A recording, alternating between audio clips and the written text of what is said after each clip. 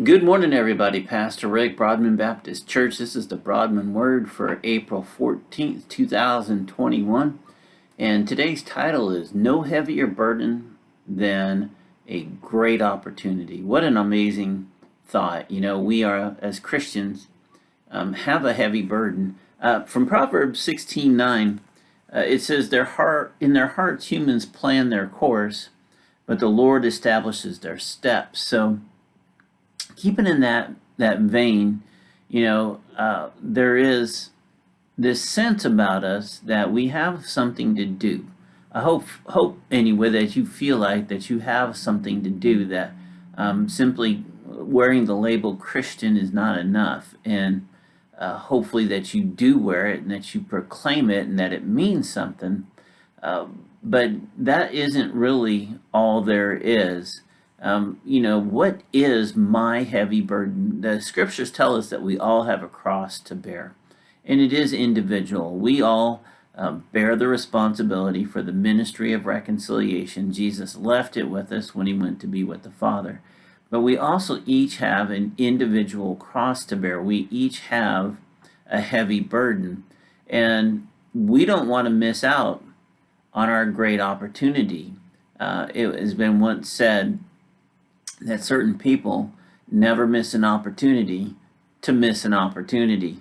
And we don't want to be that. You certainly wouldn't want that to be your legacy in the kingdom. So the question then is, well, what is my heavy burden? When thinking about that, a lot of people might drift off into their career path or, and if that's true, there's only a fraction of us that actually end up in the field of work that we were formally trained for. Fortunately, I stayed in aviation in my training, but that's not really true for almost all folks. Most of us end up just looking for a job. You take the best offer, and then you go about that as your life's work, as it's acceptable to you, and you make a living and raise a family and all these other things.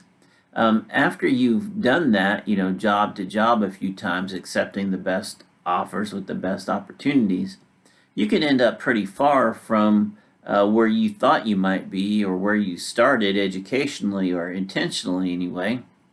So if you transfer that to Christ followers, there is a hand that is directing our steps, and we shouldn't really try to be the one directing our steps. We trust that hand. It is the hand of the Lord, and his promises to protect us and provide for us. We can release our anxiety, and we can relax, and we can seek out the role and the responsibility that we were intended to have by God, and not by the world, or by God and not necessarily by training. We've been given a role and a responsibility, and we will find it if we allow ourselves to find it. It may require some intentionality. One quote that I love is that God feeds the birds, but he doesn't throw the worms up into the nest. The birds have to go out and find the food. Well, God gave you tools, and he provides the path. His hand determines your steps, but you got to find your way. The statement, God helps those who help themselves, isn't really the way it's meant to be. That's not really true. There is a different take on that that's much more intentional.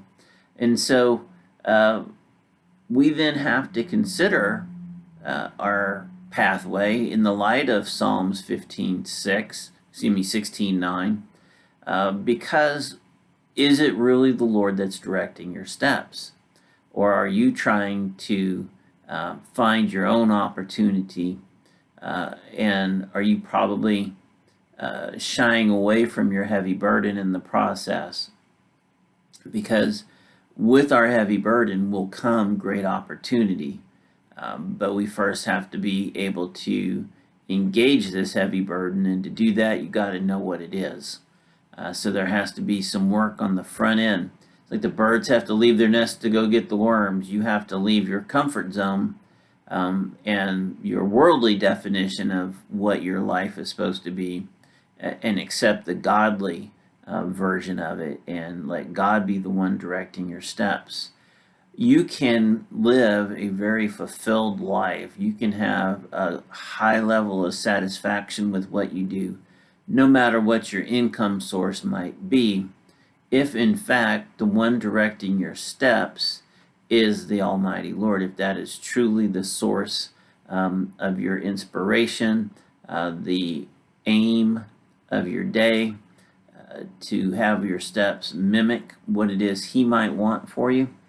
When that happens, then the intentions of the world, the circumstances of the world, the ugliness that we see, and the distraction just sort of become noise to you, because you can have what you need through a completely different source that doesn't depend on anything human. It is in fact supernatural, and thus it is pure, and thus it is good and perfect. That's how you know it's from God. So I want to encourage you today to take a moment of evaluation. Actually start having several moments of evaluation. And I want you to consider to think back if maybe you've scurried out of some great opportunities because it was you directing the steps and not the Lord leading your steps, not establishing your steps. And perhaps it was the chance of a lifetime Christianity lifetime, not a career lifetime kind of a thing. And perhaps we need to try to recover some of those moments. Perhaps we need to engage in seeking those moments so that we don't miss great opportunities, and that we're able to carry our burden straight into the middle of them, knowing that we're living a Spirit-led, God-directed walk. And that's why we call it a walk, because God's directing the steps. So listen, I love you. I hope you take some time to think about this. It's Proverbs 16:9, and give it a think, would you?